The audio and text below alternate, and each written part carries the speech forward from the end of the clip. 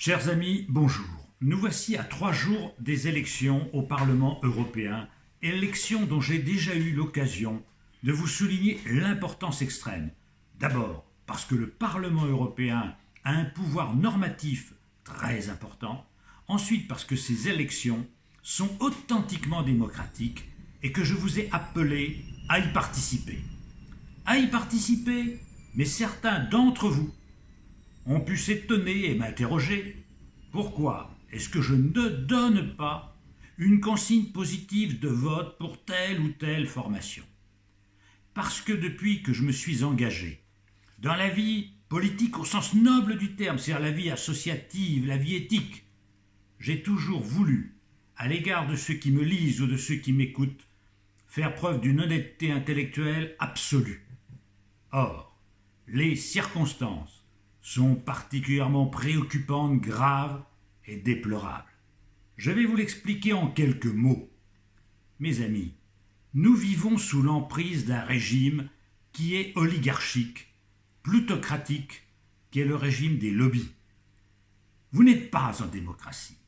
Ce sont les lobbies qui font la loi en Europe, en France, en Rhône-Alpes, comme dans la région des Hauts-de-France, comme partout ailleurs. C'est pas l'Europe qui n'est pas démocratique, c'est pas la France, c'est le monde.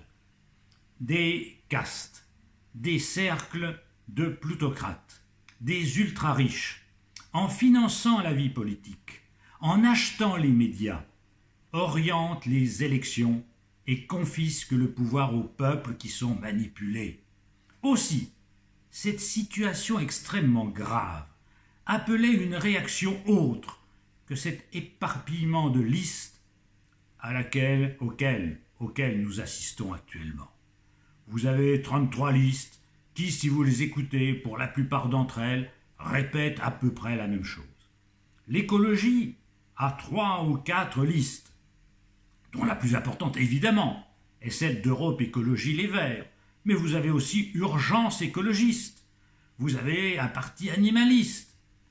Dans le camp du progrès, vous avez la France insoumise, vous avez Place Publique, avec l'intellectuel Raphaël Glucksmann, vous avez Benoît Hamon, et que sais-je encore.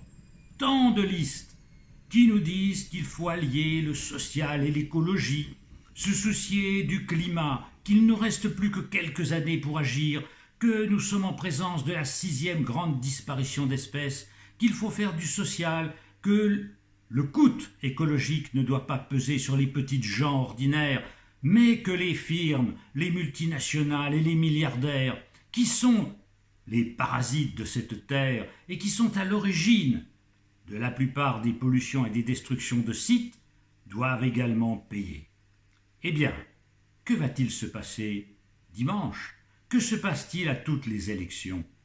Une infime minorité de gens souvent frileux, peureux, sénescents, une minorité de gens va donner au président de la République actuelle la tête des listes qui seront présentes aux élections, ou, à quelques points près, la concurrence avec le Rassemblement national. C'est tout simplement lamentable. Alors que les hommes et les femmes de mieux, de progrès, les authentiques écologistes, les sociaux, pourraient être majoritaires. Si vous additionnez les voix de tous ceux qui militent sincèrement, authentiquement pour l'écologie, pour le social, pour la générosité, pour l'entraide, vous dépassez 25 à 30% et vous pouvez inverser le rapport des forces.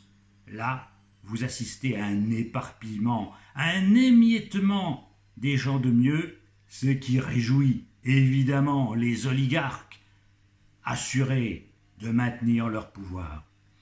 Le chef de l'État actuel parle d'écologie, de réforme, de social. Que fait-il? Pour la nature, rien. Il a diminué de moitié le coût du permis de chasser. Voilà sa mesure écologiste. Il a demandé à son ministre d'ouvrir la chasse aux oies en février, ce que le Conseil d'État a dû annuler pour la 11e fois. Aucune mesure n'est prise effectivement pour sauver la nature. Dans le domaine social et économique, il a fait cadeau à ses amis milliardaires de la suppression de l'impôt sur la grande fortune, et il a augmenté la contribution sociale généralisée, la CSG, sur les petits vieux, qui majoritairement votent pour lui. Comme quoi le masochisme, ça existe même en politique. Il y a des dindes qui votent pour Noël. Alors, face à cette situation préoccupante, parce que demain, dans cette situation-là, aucun progrès ne sera fait dans le domaine de l'écologie, aucune mesure ne sera édictée en faveur de la nature, aucune régression sociale ne sera empêchée, parce que les gens de mieux n'ont pas su s'entendre, n'ont pas su former une liste unique qui regroupe ceux qui veulent améliorer le sort des gens, le bonheur commun et le sort des animaux et de la nature.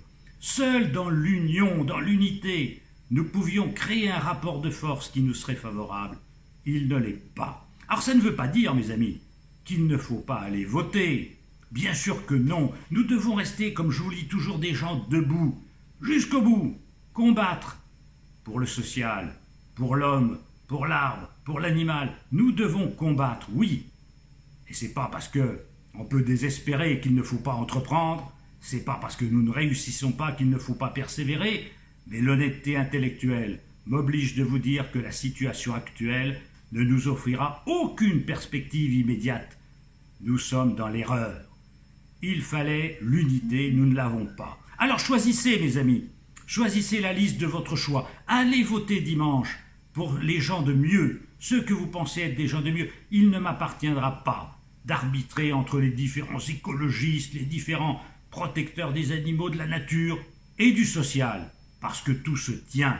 L'homme n'a pas de cœur, un pour l'animal et un pour l'homme. Il en a un ou il n'en a pas, comme disait Lamartine. Alors ayons du cœur et allons voter.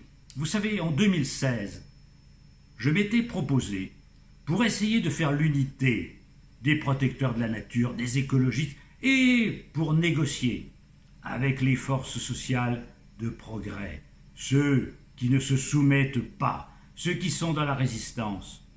Mon appel n'a pas été entendu. Je le regrette, non pas pour moi, ça m'est complètement indifférent à titre personnel, mais pour la cause que nous défendons.